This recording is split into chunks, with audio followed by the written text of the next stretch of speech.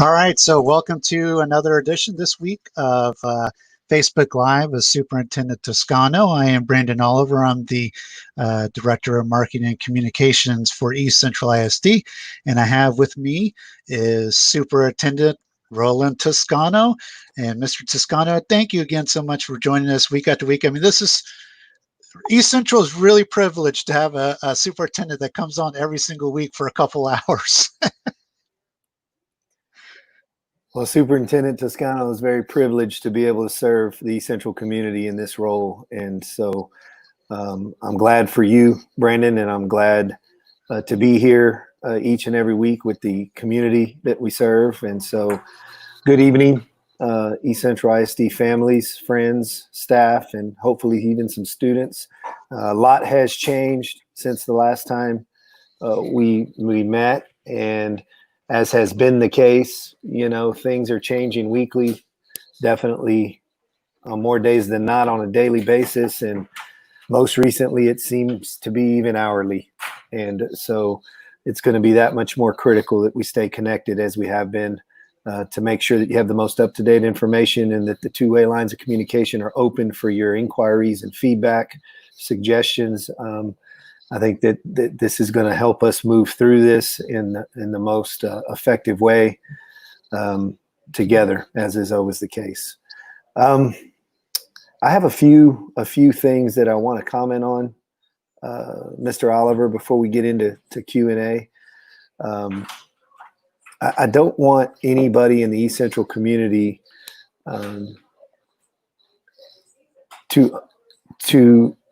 to think that this entire situation is being taken lightly. We have been working diligently since closure in March to serve the community in the best way that we can. And we realize that what we were able to do in March, while in a short time frame, was very impressive. It was very useful for our staff and in many cases beneficial for our students and families. But going forward, it's unacceptable. Many of us as parents at home found ourselves having to provide instructional support. And, it's our job to provide instruction. And we're standing up a model which will give you a tour of what we've got under construction currently so that you can get a sense of how your child is going to receive instruction when in a remote environment. I also want everybody on the call to know that we realize how critical school opening is for families in our community to be able to get back to work and to earn a living and to take care of their children and meet their family's basic needs and get on with life. And we also know how critical it is that we reconnect with our students, that despite all of the efforts that we're undertaking and all of the great work that so many people in our organization have been doing to stand up a remote learning model, that is not going to be effective in the long run for any of our kids when compared to face-to-face instruction. And unfortunately, the recent order, unfortunately from the aspect of we can't connect with our kids, but fortunately, given the current health context in the city, it seems to be an order that health officials have deemed to be the most appropriate at this time. But the order has remanded every school district in Bexar County to close its doors and keep them that way until September 7th. And the only way that we were able to open for instruction is remotely. And so I know that you've heard that. In fact, we heard it 45 minutes after our conversation last Friday. And under that order, staff are able to come back to work, but they're going to have to teach from their classrooms in isolation. Students are not able to receive face-to-face instruction. We can occupy our buildings up to 10% of our capacity and must adhere to all safety and health guidance and regulations, which we have been doing as an organization since the initial closure in March. And so what we've been up to most recently is pulling staff together. We've had nearly 100 teachers from across the district working with our entire curriculum staff to stand up a remote learning model and to provide all the resources to the extent possible that teachers will need to populate their daily lessons, which you'll get a tour of today, what that will look like for you as a parent and for your students. We've also brought our entire leadership team back into the district last week, where we spent 2 days really refining our initial plans, building them out, piloting and testing and adjusting and preparing all of our reentry protocols for our employees, in terms of training and development and timelines for how to ensure we can bring more employees back into our buildings and continue the safe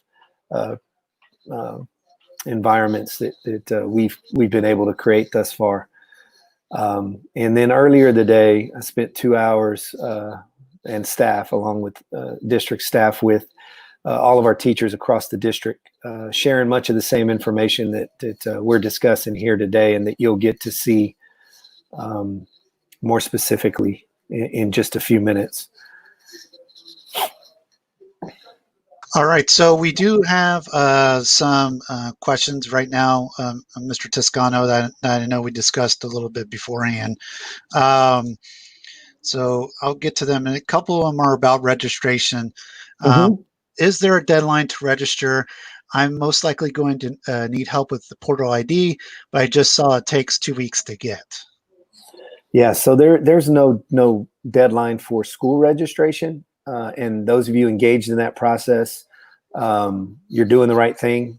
Portal IDs, for those that need them, is backlogged and taking a little bit more time than we would prefer. We're adding additional staff to that process to hopefully expedite that, but just continue with that process. Get yourself registered, and as soon as possible would be better, but there's no deadline per se. As long as you can get that done before the first day of school, we can get you connected with a schedule and a teacher. As far as registration goes, though, we think that we may have inadvertently created a little confusion in recent weeks when we asked parents to kind of consider whether they felt like a face-to-face option or a remote-only option best met their child's needs.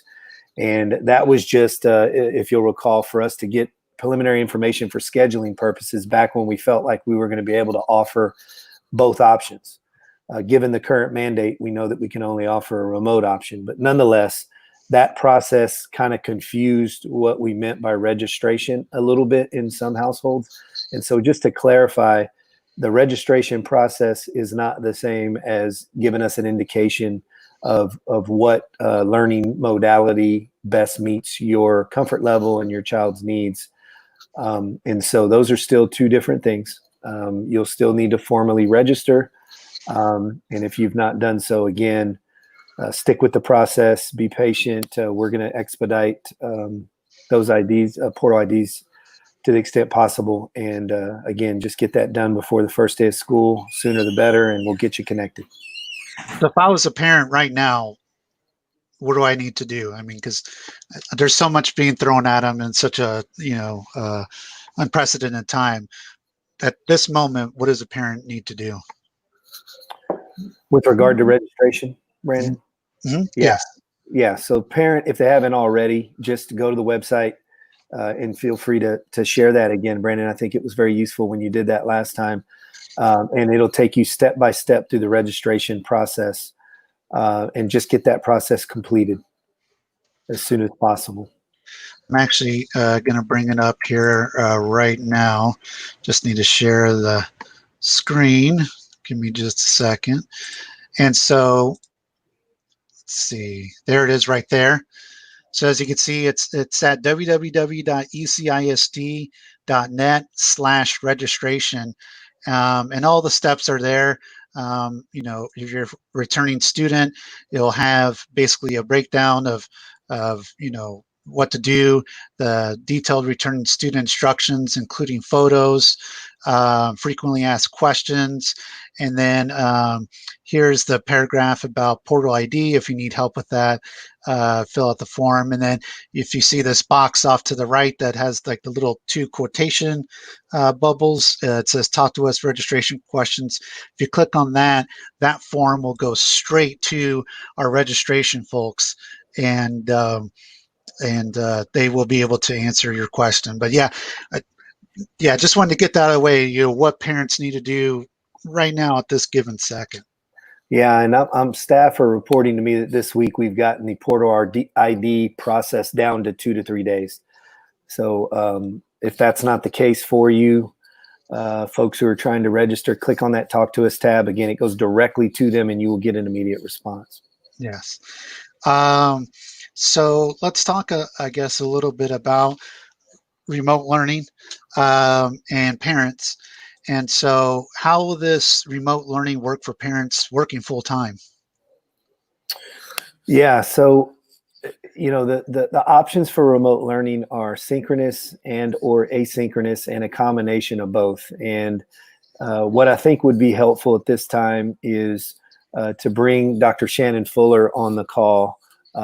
Dr. Shannon Fuller is our Chief Instructional Officer, and she is directly responsible for leading all of the hard work that lifted up our remote learning model in the spring and is preparing to stand up our remote learning model for the fall. And they've done phenomenal work. They're extraordinary folks under her leadership. And what you'll see today is a little bit of an overview of what you can expect. I think this will help offer a little bit of clarity for all of us as parents for what we could expect in terms of what learning will look like. And then we'll follow up with more Q&A around remote learning. So Dr. Fuller, welcome. Good evening. Thank you for having me. Thank you, Mr. Toscano, for your continued fantastic leadership through this time. He is always so giving, as you all know, with his time, making sure that everybody has clarity, and it's much appreciated from an employee, and I know the community very much. So my goal today is to give you an overview. It is not all inclusive. It is meant to just be a draft of our best thinking right now. As Mr. Toscano said, we had teachers starting to come in a couple weeks ago that are working hand in hand with us to develop it. Our leadership staff came in this week, and we vetted this through them to get their feedback. And so we are currently working on perfecting this before teachers and students arrive in the next couple weeks. So I'm going to ask Mr. Oliver, the first thing I'd like to share is a sample of schedules. I'm going to show you a sample schedule for elementary. And then Mr. Oliver, if you'll go to the remote learning schedule on the second page. So I've drafted several schedules, whether kids are in face-to-face and or remote. We're going to talk about remote. We know that students will be in remote learning the first 3 weeks of school. And so you might be thinking to yourself, what might my student be doing and what will their day look like? And so my goal today is to show you a sample schedule. This is something that your principals and campuses will then take and tailor it to your child's specific campus schedule. So this is something that we provided them, and they might move some things around, but the overall sense of what I'm going to be sharing with you is what your child will be experiencing. So as Mr. Toscano said, there's two types of remote learning. You have synchronous, which is live face-to-face with the teacher. So that will be when the child will join through their Google Classroom in Google Meet. And just like we are here right now, the teacher will be live talking to your child. Your child will be able to see the teacher and their classmates that are in their class with them. They'll have an opportunity to talk back and forth in real time. And so that's synchronous learning. Those times in this schedule are shaded green. Then there will be asynchronous times, which are times when your child will not be required to get online face-to-face, but they'll have access to their Google Classroom. And in their Google Classroom, there will be pre-recorded videos that they'll be able to access with lessons directly from their teacher and their campus and or teachers across the campus that will teach them the concepts that the students engaged in while they were live. So what we've done is we know this is a pre-K through 2 schedule. And we know there's been some confusion around, can my child get on synchronous with pre-K through 2 or not?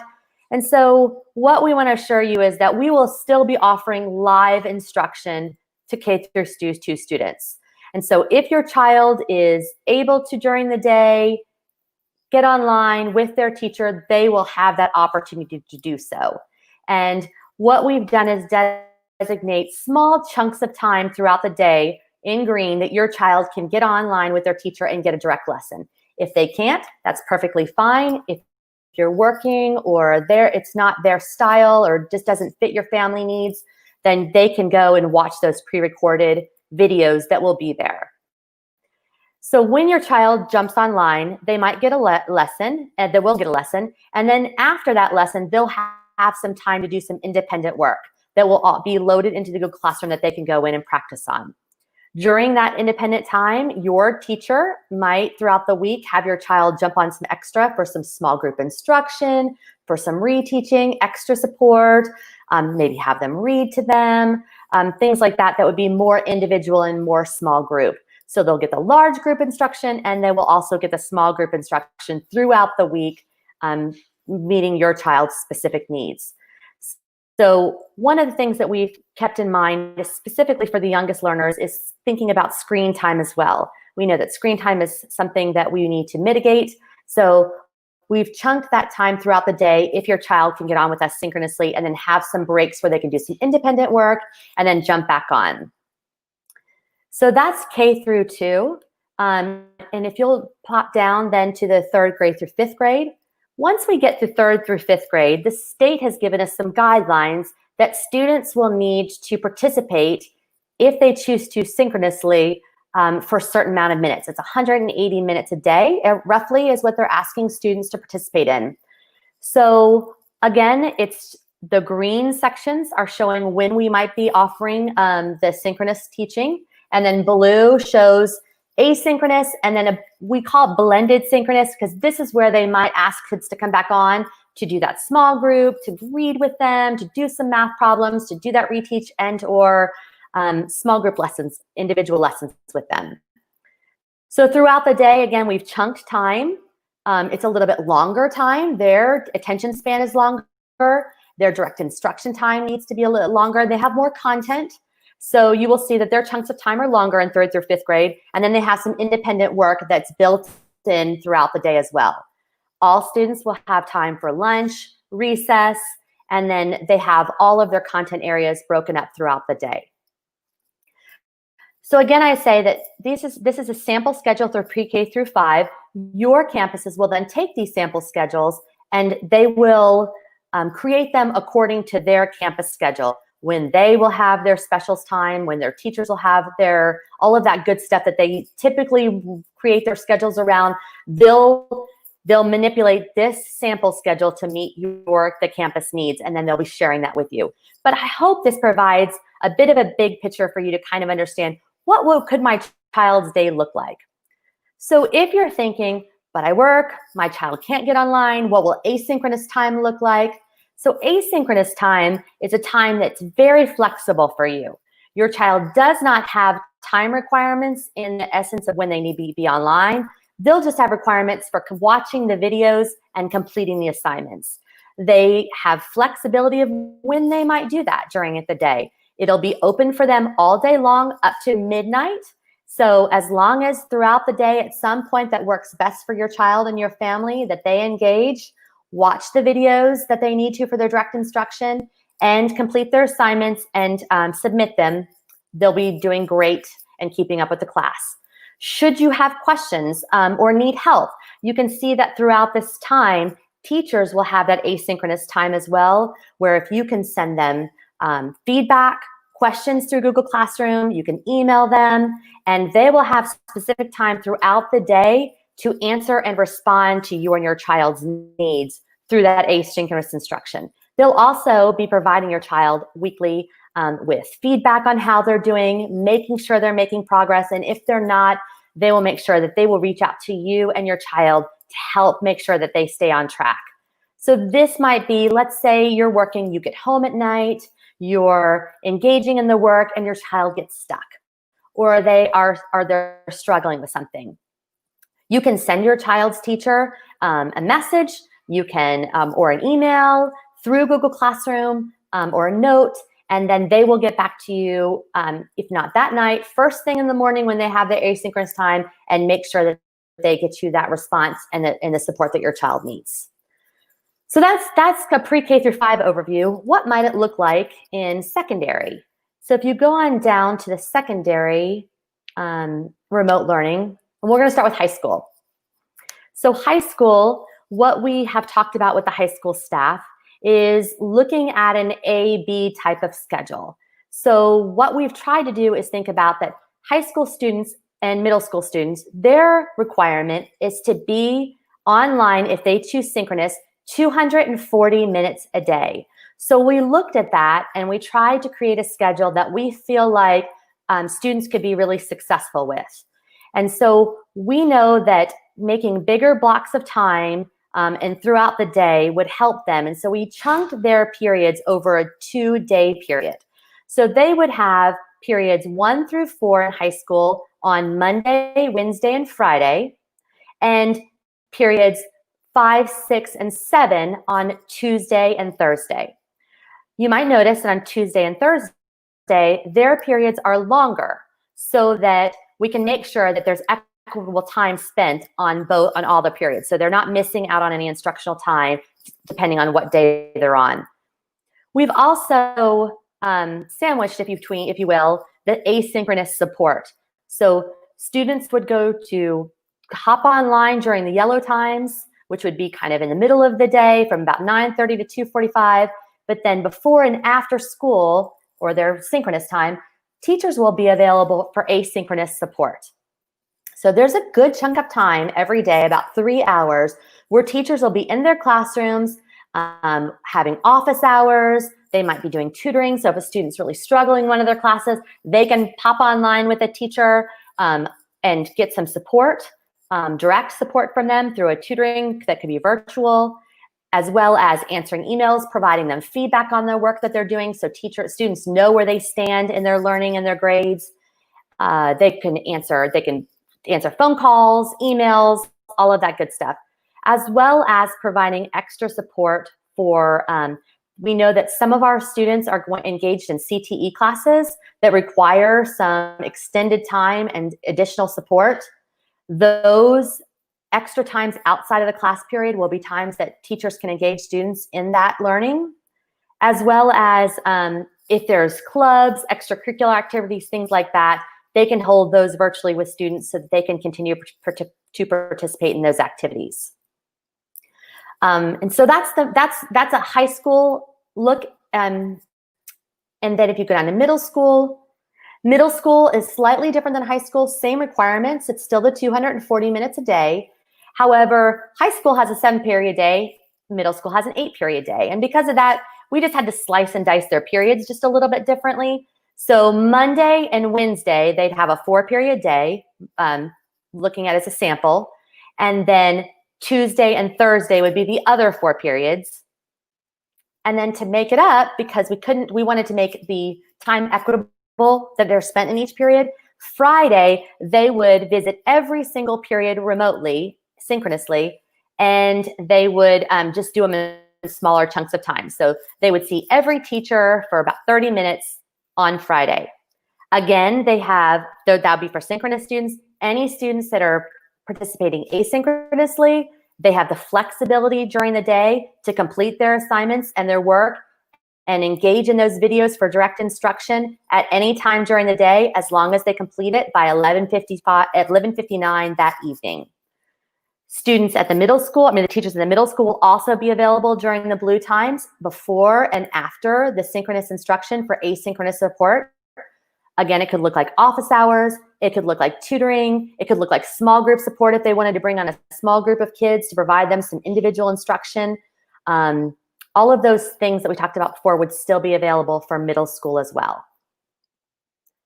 So that pretty much sums up what we're looking for the sample daily schedule for all of our students. So again, your campuses will take these schedules and tailor them for their individual campus schedule. And then when your child receives their teacher schedule, they'll know when the synchronous times are and when the asynchronous times are for support that are specific for your specific child.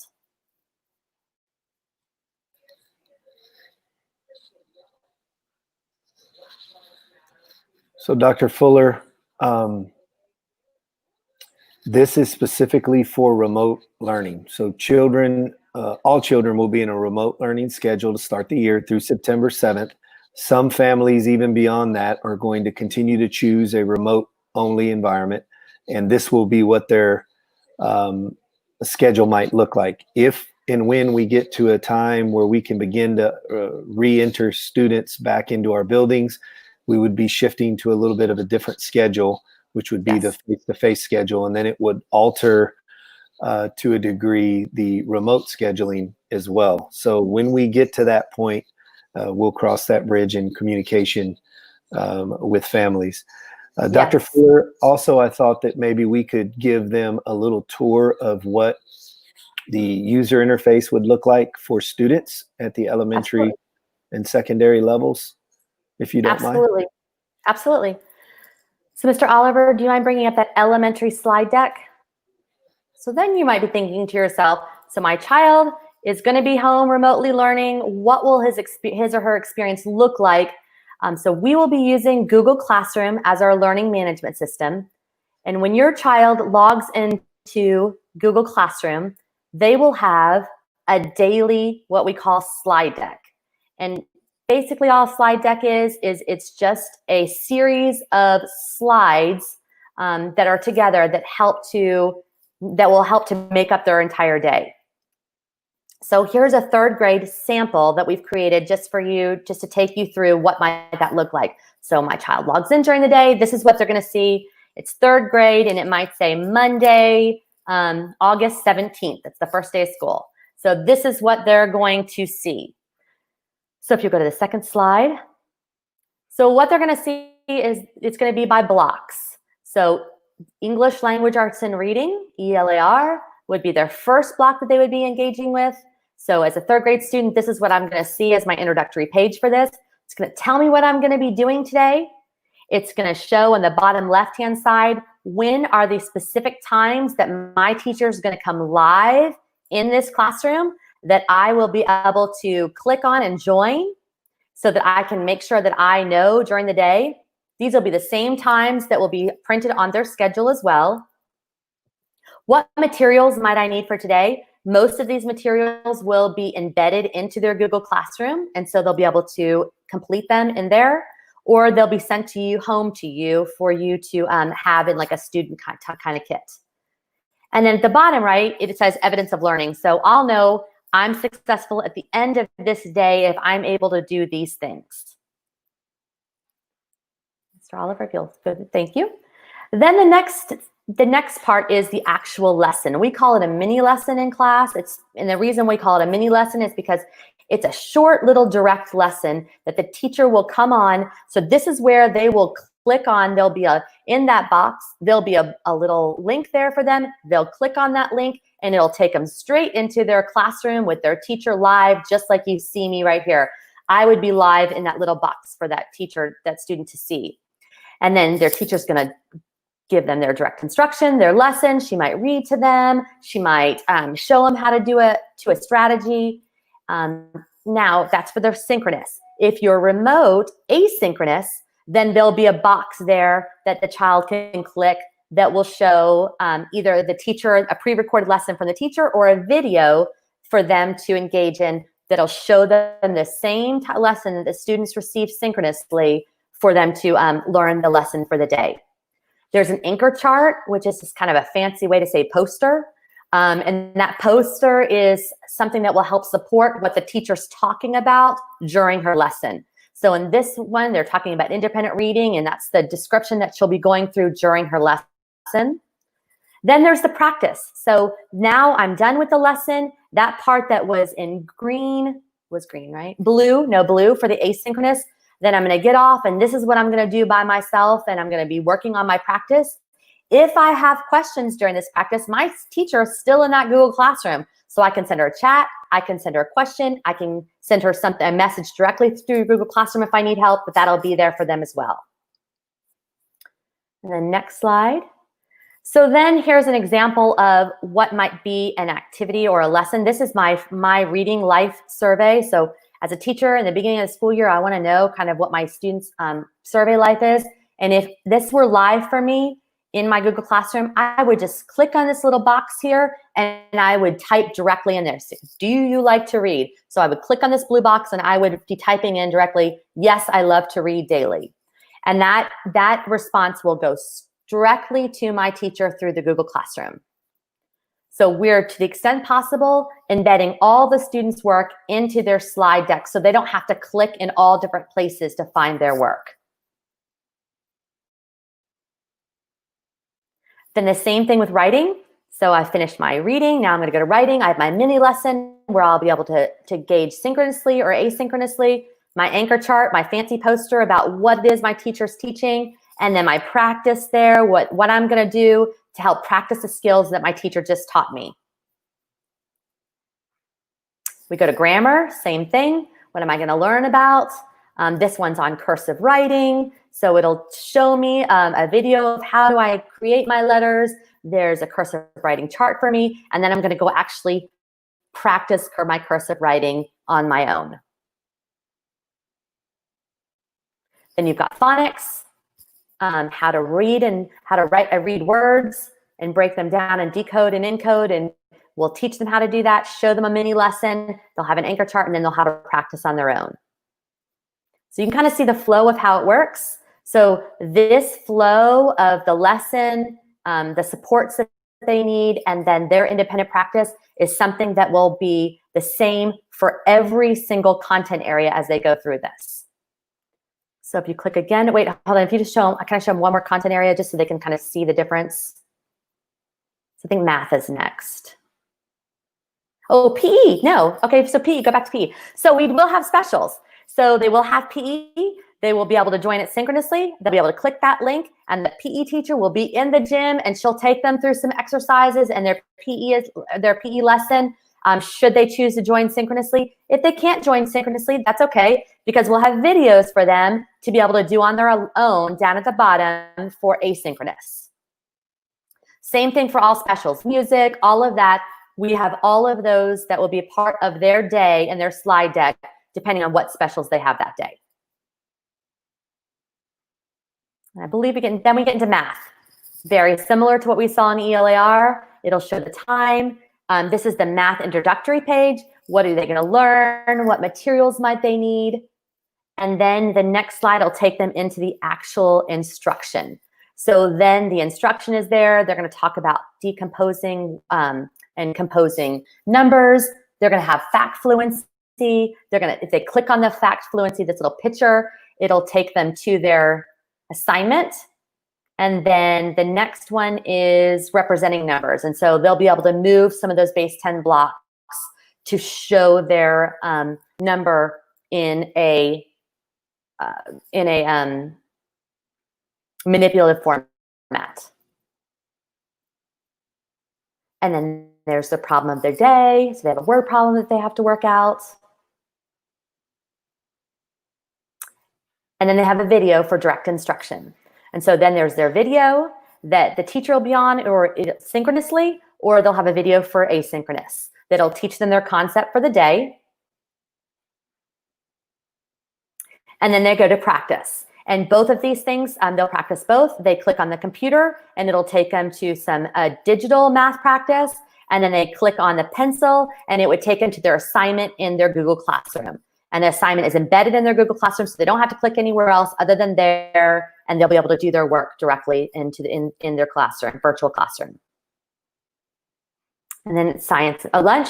Then they take a break. They go eat a nutritious lunch. And then we go into science and social studies. And so I hope that kind of gives you an overview of what that looks like. Science and social studies very much laid out the very same way that the ELAR and math were.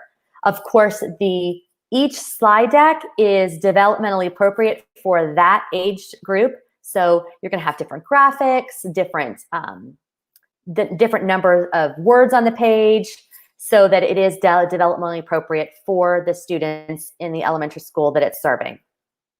So that's kind of an overview of elementary. Now I'd like to show you secondary. So I have a secondary math example that I'd like to show you.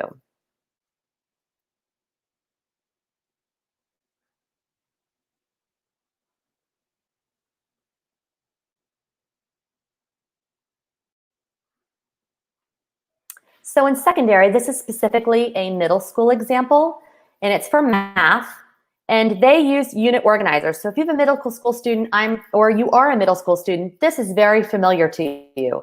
A graphic organizer, this is a unit organizer that basically for every unit that a student goes through throughout the 9 weeks or a year, they give them an overarching organizer that tells them what they can kind of learn through that whole unit. And a unit typically takes anywhere from 8 to 20 days.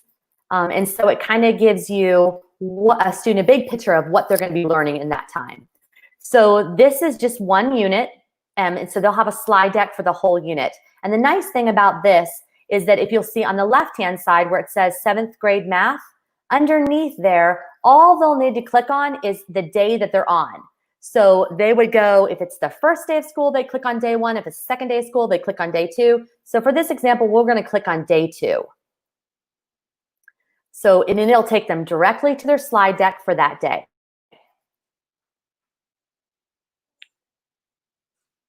Maybe. It works, I promise. Okay, we're back. So day 2 tells you the unit organizers for that day. And then we get into the actual slide deck of the lesson. And Miss White, Sabrina White, is the one who created this. So if you click on the next slide. And so she personalized her with her little Bitmoji. And so if you have a teenager like I do, Bitmojis are a big deal. So they love to make Bitmojis of themselves. And so the teachers have taken that and run and created Bitmojis of themselves and embedded them throughout their slide decks just to personalize them a little bit. So that is a little Bitmoji of Miss White. And this is her Google Classroom in the slide deck for the day. And so on her, they first get there, there would either be in a video that'd be right there that she might give some announcements for the day. Today we might learn, or if she wants to tell the students something. So this would be her introductory slide for her day. Then goes to her agenda. So students will know the time that we have together for her period for math. This is what they're going to be doing today. And this is their learning target that they're going to be learning. Then she has a little success starter, which is basically just a little tiny thing that they would just go in to kind of practice what they're going to be learning for that day. So it's just a sample, something that the kids will start. Then they go into the next slide. This is kind of her anchor chart, if you will. So in elementary school, they had the anchor chart. This is hers, where it tells them it gives them an example of what they're going to be learning for that day and any pertinent information that they might need to know for that skill. Then they have their instructional video. So for middle school, one of the things that they can do this for any school, but this is what she did, is you can see on the top, hopefully it's your left-hand side, you can see Miss White will be there and she's talking.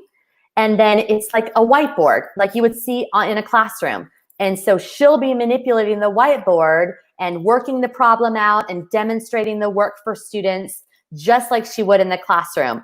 Kind of like when we used to be in school and we had the overhead projector and the student would be up there writing on it and it would display. Very similar concept, but it's digital. So Miss White could be in there actually demonstrating the work so that students could be taking notes and watching her thinking and processing as she's teaching. So that's the instructional video that she would have. They can watch it. The nice thing is it could be live, so she could be watching it live. But let's say later I go in and I'm doing my homework and I get confused and I don't remember what Miss White said and I need to see that example again. I can go back in and look at the asynchronous video that's posted in there and I can watch it, or I could fast forward to any part that I might be confused about and watch that again as I'm doing my homework and I might be stuck. So that's a nice little thing that in face-to-face, we didn't always have access to. We can go back in and watch those videos. They will always be there for us as support for students. Then here are some examples. And so students will have independent work. So they'll go and try their practice this. And it's kind of, this is the part that we do, the we do part. So they're going to go try a couple while Miss White's there. And then the next page, she's actually going to say, she's going to go through and say, okay, let's see how you did. So she's going to work out the samples so kids can see and look at what they did versus what she'll go over to make sure that they are practicing it correctly and have mastered the skill before they go into independent practice. So they're checking their work here. And then they go back to the unit organizer to remember, what did I learn about today? So they'll fill this in and say everything about distributed property that they learned about, and they'll write that out on theirs. And then the next slide, she'll fill it in for them to make sure they get it correct. So this is kind of like their digital note-taking, if you will. So there she goes. She makes sure that she put it in so they can make sure that they got their notes correct. And then there's an exit ticket, which just is this fancy word to say, hey, I want you to do one more problem to make sure that you can do it well before you leave my lesson and go try it on your own. And so that's a sample of a slide deck. And then I'm sorry, thank you. This takes them to their actual assignment. So then once they go practice it on their own, they'll go do their assignment independently in Google Classroom. Then if you'll go one more, because she does have one more nice slide, I believe, where she has a vocabulary wall for them as they're, if they come across some words that they don't know what they mean. And then I believe the next slide is technology support. So if they need some sort of additional support with technology, there's choice boards for extra practice. And then I think it's technology support. Yep. And so if any of the programs that they're using, if they need some additional support, if they're using their graphing calculator at home and it's not working well, then they can click on that and get some extra support with that device. So as you can see, teachers have tried to really build in everything that a student would need to be successful. And everything hopefully is one-stop shopping. They go into one slide deck for the period for the day. Everything is linked there that they'll need, from the videos to the assignments to support. And so hopefully you all will have an experience where it's smooth, it's seamless, and students won't have to go and find everywhere. Everything's packaged nicely. Dr. Fuller, thank you so much for taking the time to do that, and for, again, your leadership in getting us to this point, and everything that we'll be doing going forward as it relates to curriculum and instruction, teaching and learning. Parents, My and pleasure. we also want you to know that this isn't anything that's canned or purchased. This is designed around our curriculum that is aligned to state standards, using our instructional models that our teachers have been trained on and that our students are familiar with in the classroom. And so as they engage in this remote learning system, it is going to be very familiar for teachers. It's going to be very familiar for our students. It's going to be leveraging the power of technology for anytime learning in any place. And again, we prefer our students in our buildings with us. There are some lessons that we're learning about what could be possible for the future of education for all students. And we're excited about those possibilities. But what we believe is that we're making the very best of a difficult situation, and we're committed to providing the highest quality education for your students. And we're holding ourselves and them accountable for the progress that they need to make every year. And this year will be no different. Grading guidelines would be adhered to, and as you guys are all familiar, attendance requirements are in play, and we believe that this gives us all the best opportunity to deliver on our respective responsibilities as we partner in creating the best educational outcomes for all children in our community. So before Dr. Fuller steps away, I know she's got to leave pretty quick.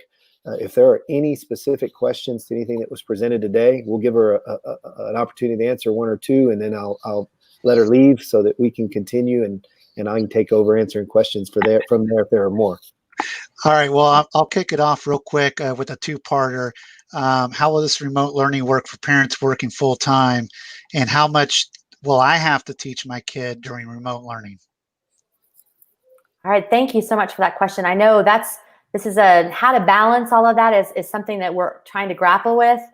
And so thinking about that, you have two choices. Your child during the day can engage synchronously with their teacher. So if you're at work and your child is able to be at home with a device, they can go on and get into their Google Classroom and their teacher will be there to teach them throughout the day, and then they'll be able to engage in that independent work. If that's not something that's possible, when you get home or when the child has time during that day, they can then get on and if they can't participate asynchronously, they can participate asynchronously, which means they can get in and look at the videos that were pre-recorded from their child's classroom or the district, and then also engage in their independent activities. So you have some flexibility. They can do a combination as well. So if they can do like the morning part synchronously, but then in the afternoon they're not available to do that, they can then work on the afternoon asynchronously. So you have lots of flexibility as a parent and as a child to, and as a student to engage with what works best for your family. And so that leads to one of the questions about technology that we get is, when can we start requesting technology? Are we responsible for damages to technology? Yeah, I'll take that. So we sent a survey out last week asking parents to complete regarding the connectivity that you have in your home, as well as the devices that you may or may not have. And as soon as we receive those, we're going to begin device distribution. We have a combination of Chromebooks, iPads, and some Wi-Fi hotspots that we have available. But as I sent in the survey, we're not a one-to-one school district, so we don't have 10,200 of those devices, at least not at this particular point. We've ordered more, and we're in the process of working with Texas Education Agency and local organizations to leverage access to more devices. But starting with those that have none, and working our way through the entire student body, in the next week or two, we're going to start device distribution to ensure that everybody has connectivity, everybody has a device or the number of devices that they need to get started, and even a Wi-Fi hotspot if they have no connectivity where they live and in their homes. And so look for that information shortly. If you've not completed the survey, please do so. We're aggregating that data now. And as far as damages, generally speaking, if it's neglect, we could work together on how to take care of that. If it's just an accident and daily wear and tear from usage, as is the case when students check out or use technology at school, we don't intend for folks to be held accountable for those kinds of damages. Real quick, can you go back about the survey? Because I know the survey is out about remote learning or face-to-face learning. I don't believe a survey has gone out yet about technology. Do you know when they, because we're getting several comments right now about it, that they haven't seen the survey. Do you know when they might see that? Well, our intent was to send that out by the end of this week. So if we've not done that, then we're either going to have that out today or first thing Monday. Brandon, we'll have to talk about that because I did send correspondence out about that. Mm-hmm. And I intended for there to be an accompanying survey. So we'll jump together with Dr. Dykstra and the tech team and get that put together as soon as possible. But parents, you can expect to see that sooner than later. And again, it's a really short, quick survey that will give us an indication of what the needs are in the community, so we could start a distribution beginning with priority. In other words, those who have no connectivity and or no device, and then work our way out into the community where folks may have some, but it may be limited. Yes, and once we get that survey, folks, we will distribute all of our channels, social media, parent link, website, all the communication methods that we have. I did put in the chat room to please kind of like a little bookmark to please ask your questions from here, because several questions got bounced out if they were old. But one is, will the Cass-Lead High School have their own schedule, or basically the same as the high school that was shown here? Cass-Lead schedule will be similar, though they are in part an East Central Independent School District campus as well as part of a Cass network of schools. So there's a little bit more latitude to align not only to our high school schedule, but to the Cass network scheduling. But that being said, the schedule will be designed such that any clubs, organizations, extracurricular activities that a CAS Lead student wants to engage in, they will be lined up and accessible with the high school campus. Yvette has a special education question.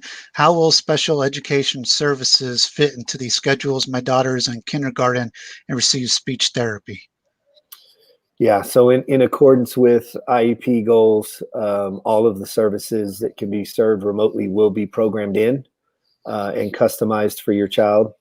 And where there are services that we cannot deliver remotely, we'll work together on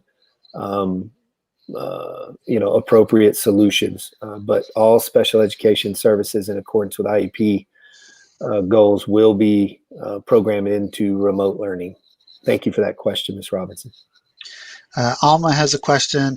If my child's teacher is out due to herself or her own child family member getting COVID, who will be responsible for caring for her students? So this is probably a two-part question. And the first part is, I'm assuming during remote instruction.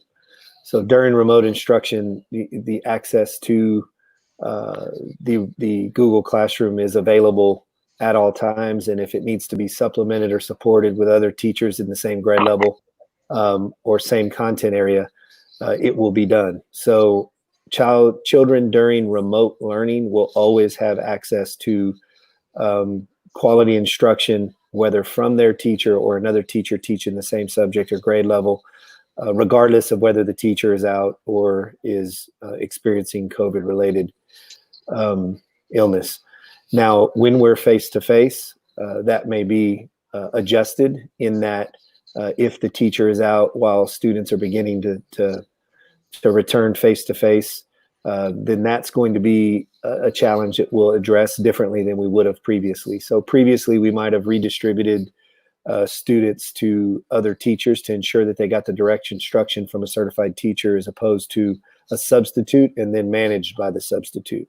But given the constraints with distancing and safety regulations during this time, that would be something that would be less available to us as an option. So our best thinking at this time is that they would connect to the Google Classroom while they're at school, and it would be managed by a substitute, which is actually an advancement on where we would have been prior. So to clarify, if my teacher is out, but I come to school, a substitute may be there, but we would all log in remotely to the synchronous instruction that is being provided by another teacher in the same subject and in the same or the same grade level.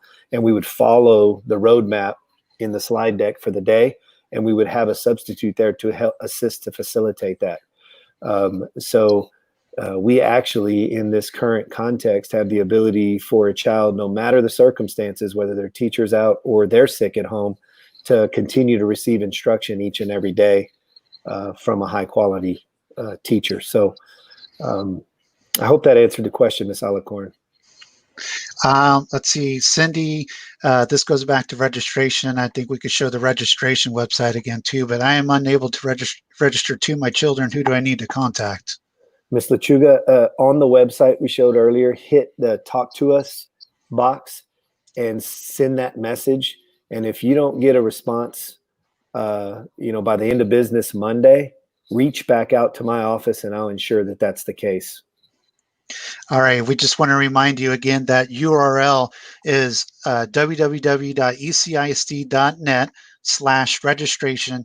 And then there's that Talk to Us button, and you can reach our folks over there that will be more than willing to help you out. So let's see. Will teachers be contacting parents prior to the 17th individually? Also, how will parents find out their students' Google Classroom access information, GE and SPED? Yeah, so you could certainly expect contact prior to the first day of school with all of the information you need to access remote instruction. As teachers return, they're going to spend a significant amount of time training as well as receiving support. And spending time standing up their Google Classrooms. And as they receive their schedule of students, they're then also going to be connecting with families through their Google Classroom, as well as email, as well as other channels to include up and to include phone calls, to make sure that every child is ready to go, has all the information they need, so that that first day of school they can have a smooth experience in our remote model. And I just want to remind people, some people have joined in and asking about, are they having assigned times during school online, or is it more flexible?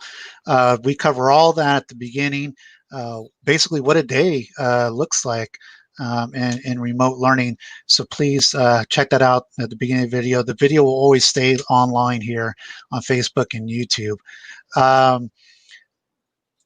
Someone asked, what about football season? I know we've talked about sports before, but Mr. Toscano, if you want to provide an update. Yeah, the latest update is affected by the local order for remote only through September 7th, at least in this area. And so the entire fall sports season has been pushed. It looks like the beginning of the season would be disrupted. If things improve between now and September 7th, it's possible that we may see a football season, and that the playoffs would be stretched into January. And so we would see a kind of an overlap with some of our mid-year sports like soccer, as an example. And then they're still working on guidance and logistics, and we're going to have to make some local decisions about how it affects our participation in terms of fans in the stands and all of those sorts of things. You know, how many folks are we going to be able to bring into our facilities, and what those procedures will look like. That guidance has kind of fluctuated back and forth over the last couple of months, as we've kind of conceptualized what a sports season may look like in the fall. But as we get closer to that, hopefully there'll be more definitive guidelines, and we can make some local decisions that we can communicate around all that. But definitely still a high degree of uncertainty around football in the fall and other sports. We have some pre-K questions, some after-school questions. What is going to happen with pre-K tuition? Yeah, so we've decided that our sliding scale pre-K for pre-K tuition, we're gonna suppress for the fall, and then revisit it in the spring. And if conditions have improved where we're able to be face-to-face on a daily basis, we may reinstitute the tuition for those who have to pay tuition on that sliding scale. But in the fall, there's so much uncertainty, and given the fact that we're not able to even return face-to-face for 3 weeks, we've decided that there is no tuition for those who would otherwise have had to pay it in the fall semester. And then what is the latest on after-school care? So we're working closely with Be a Champion and the City of San Antonio's Challenge organizations who provided our after-school care programs, depending on which campus they were held at. And both of those organizations are still trying to figure out what are going to be the requirements for them to be able to actually have after-school care. It is our desire to work with them very closely to have after-school care, regardless of the circumstances. But at this particular time, we're still in daily communication, and they've received no definitive answers about whether they have permission to do so, and specifically under what conditions. We have sent out interest inventories. I believe that is a survey that we have sent out, Brandon. And our hope there is to communicate that we are working on making sure that happens, but also trying to get a sense of the number of families and students that would be participating, so that as they prepare to stand them up, they can staff appropriately, and again, make sure they have enough space for the requirements that are imposed with regard to risk mitigation. Yes, as Mr. T said, the survey to to figure out the number of people that need after school care. It's on our Facebook page. You could scroll down to some earlier posts, or it's on the homepage at ecisd.net. You click on the survey and let us know. Brenda wants to know, is there a new homecoming date? Ms. Dickerson, I don't have that information right now. I don't believe we've changed it. At this point, all of the events like Meet the Hornets and Homecoming and all of those sorts of exciting activities are still on the calendar as initially scheduled. But when we have more clarity around when we can actually start and how dates are going to have to be adjusted, then if Homecoming is one of those, we'll definitely get that information out to the community. Maureen asked me, actually, this is a question for me. Will these live sessions be online to review later? Yes, absolutely. Once the broadcast is over, you can come back to the Facebook page, click on the video again, and you can watch it. It lives forever. We don't delete it. Once we're done with the live stream, it doesn't fade away. You can always go back and watch it. Jolie is asking a question I know was answered today with our, we did one of these with our teaching staff, but can you help me understand how teachers with small school age children, what are they to do since daycares aren't taking new children and teachers will be in their classrooms? That's a great question, Ms. Camacho. And with the orders that we received last Friday, initially, there was no option to help mitigate this issue.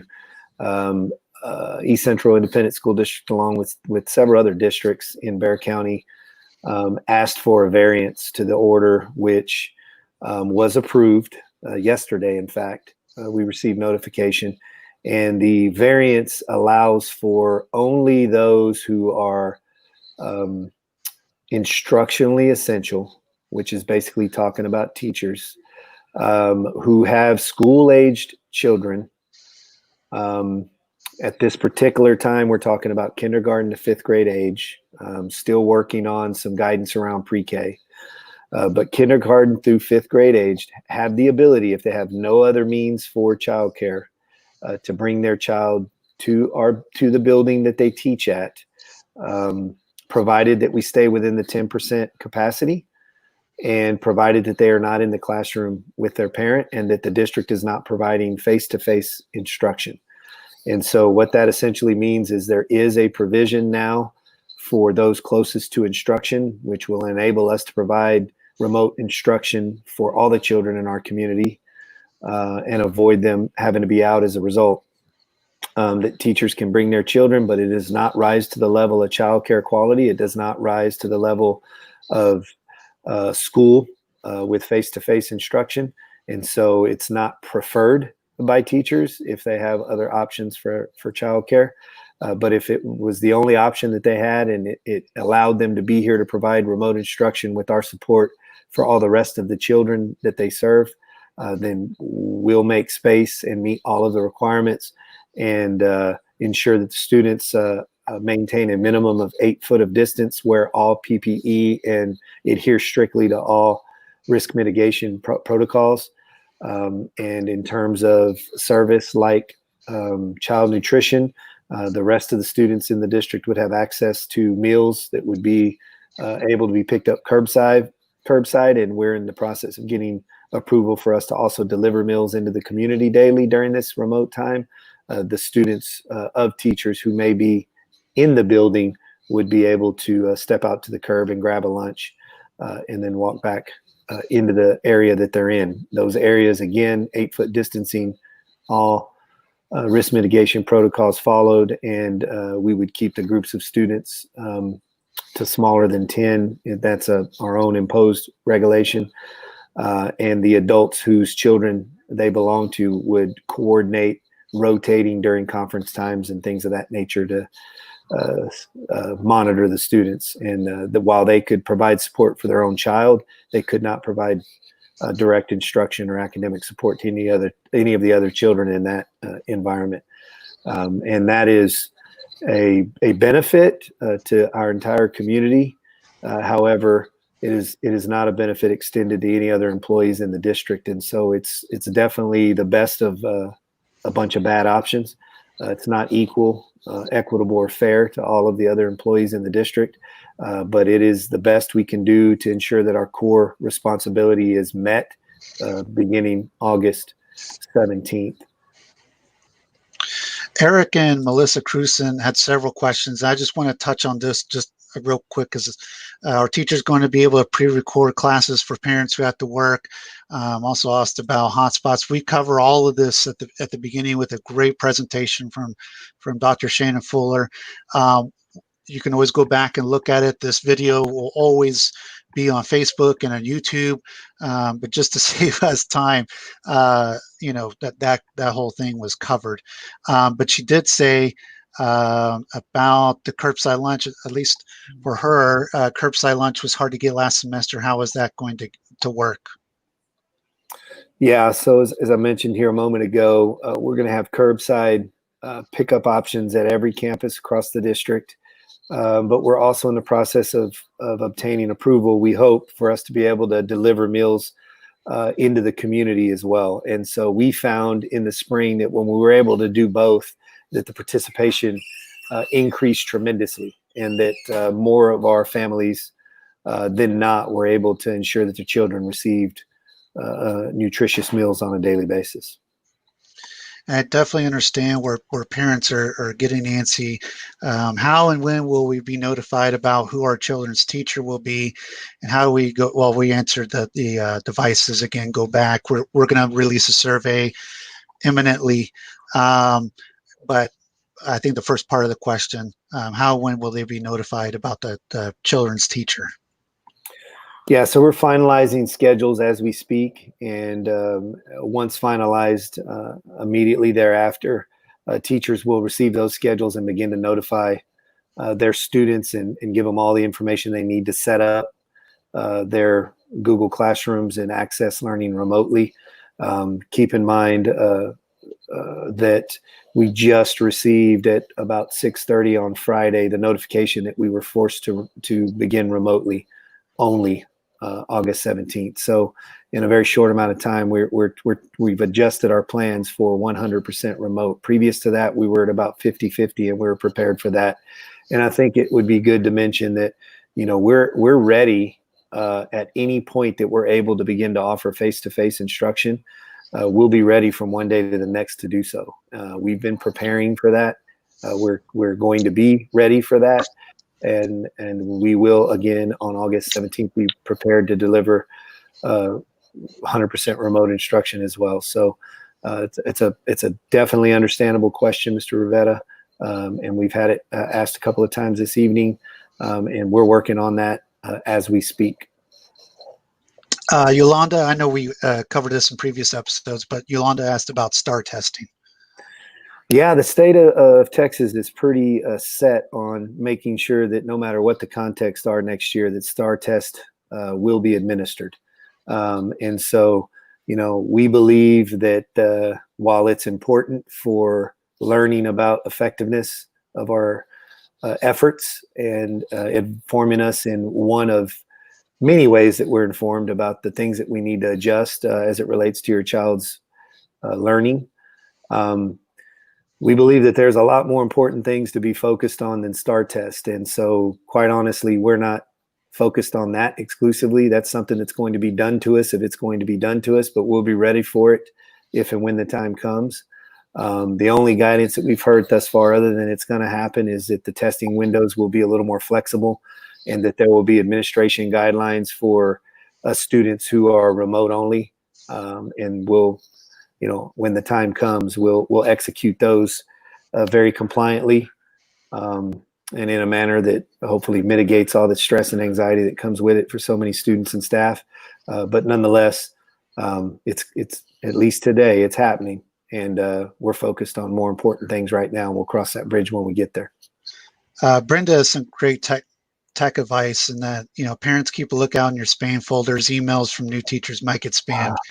Always take a look at your spam folders. Sometimes they get dropped in there, and it's they are emailing you, they are trying to reach out to you, but sometimes it gets dropped in there. Eric and Melissa again asked, are there no Chromebooks? We mentioned it earlier. We are not a one-to-one district. I don't know if you want Yeah, to. so we're, I do. We feel like between iPads and Chromebooks that we're comfortably at about half of our student population. And we've got about 1,000 hotspots. We believe that we need to procure 2,000 more Chromebooks, and we believe that we need another 1,000 hotspots, which is what we're working feverishly to accomplish. But as it stands today, we don't have enough if everybody needs one or more of each. But we believe we've got enough to get started, and in complement with families and households that have connectivity and devices, we believe that we can meet the needs of every child, at least to get started. I'm trying to read Elizabeth's here. How are, I'm assuming ELA students going to get help on individual subjects, or language students, individual subjects by teacher when the program is all Edgenuity? If you want to. Yeah, so we think that we're going to be able to actually leverage Google Classroom and really enrich what the students in the Learning Academy in the high school program were experiencing prior. We actually believe that they'll have more contact to personalized instruction, more contact and access to live instruction from teachers who teach that content across the high school campus, which is something we weren't able to do before. And so we're actually pretty excited that the experience for students in the Learning Academy is going to be much improved. Outside of the personal interaction, the access to instruction is going to be much better. Joyce has a great point. Remember, smartphones can help with tech needs. My own kids did their work on their phones in spring. It's not ideal, but it works. Yes, if you got advice and connectivity, Google, I mean, gosh, Google practically owns the world in terms of technology products. So if you have, an iPad, a computer, a desktop, laptop, gosh, even now some PlayStations and Xboxes can do it too. Those are a little bit trickier and a little slower, but smartphones, those work as well. So definitely, keep an inventory of what you have in your house and see what you can use and how we can supplement.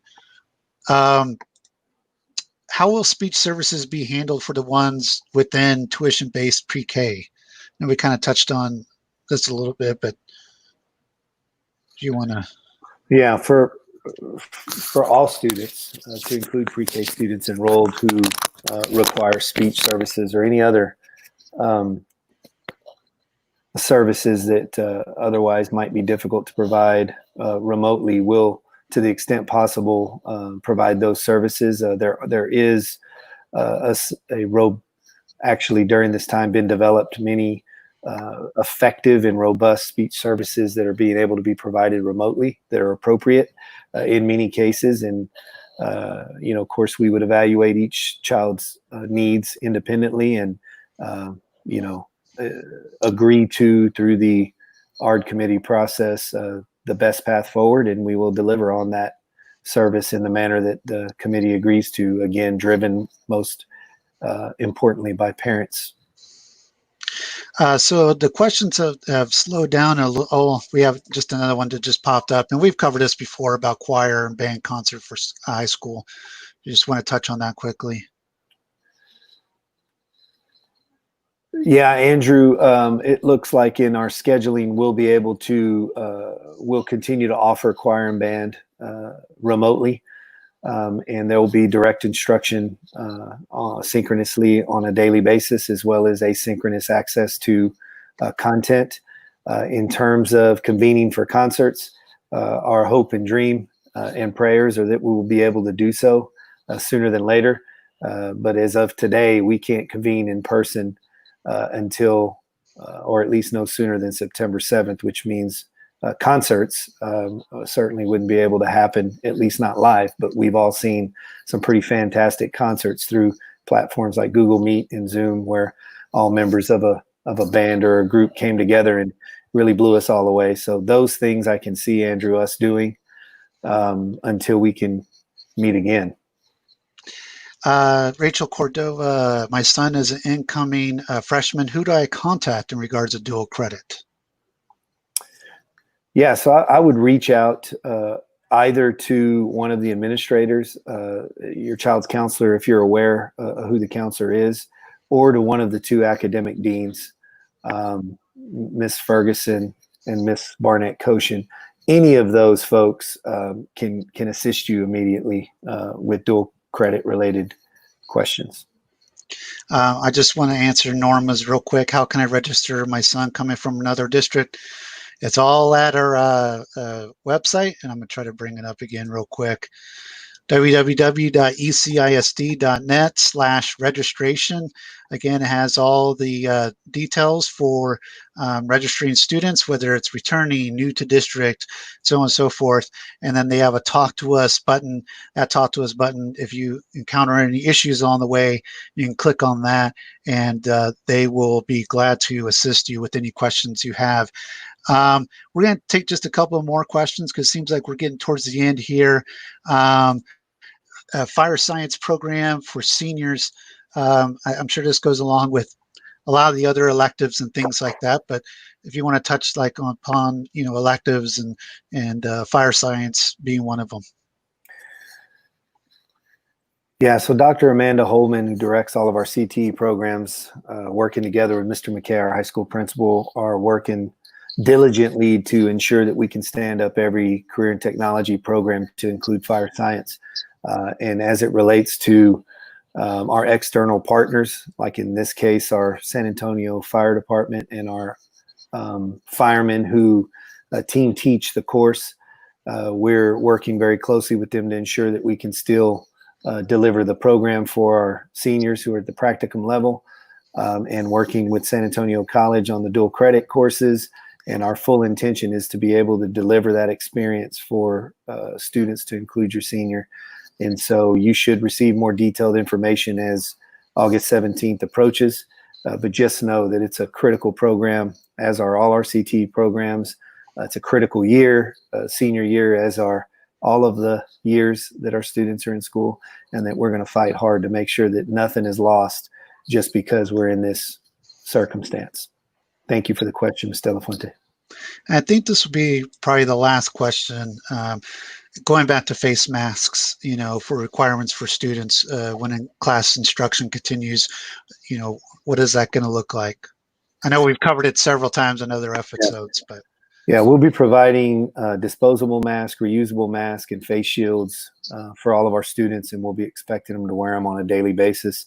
There are times when we're outdoors or when we're in spaces where we're alone or, very distanced from another person where it may be appropriate for the mask to be removed temporarily. But when we're in instruction, experiencing instruction and in close proximity, particularly within 6 feet, masks are going to be required. And that may be again, a disposable mask, a reusable mask, and or a face shield. Patty Whitlock says, most kids from middle school on up have a smartphone. I know my child does. So. Yeah. And they're much smarter than me on it. Yeah, I'm yes. Glad that reminder was brought forward. And I've been on countless Zoom and Google Meets, and half the time I'm on my smartphone, and I just realized that when that comment was brought forward. And so, yeah, thanks for the reminder. All right, so I think that's all the time we're going to do for this week. I think we're going to continue to do these every week. Yeah. We'll see you next Friday, and we're also going to be convening weekly with our staff across the district, because as we ramp up for August 17th, and of course they'll be returning to work before that in preparation for the start of the year. Transparency, open lines of communication are critical to our success. They always have been, but they're definitely even more important now than ever. So as is always the case, we appreciate you taking the time to join us. Your questions are always so thoughtful and evoke a further and deeper thought on our part, and continue to inform the quality of our work and our decision making. So we look forward to the next time we meet. Between now and then, should any questions arise, please hit the Talk to Us tabs on all of our web pages. Reach out to Marcom through social media. and don't hesitate to call or email as well. We want to stay connected, and we want to hear what you have to say. And, ultimately we want to stand up the safest and highest quality school system, regardless of the conditions that we possibly can. So again, thank you for the privilege and honor of continuing to serve you in this role. And I look forward to the day when we can all meet again. All right. We'll see you next week. Bye, everybody.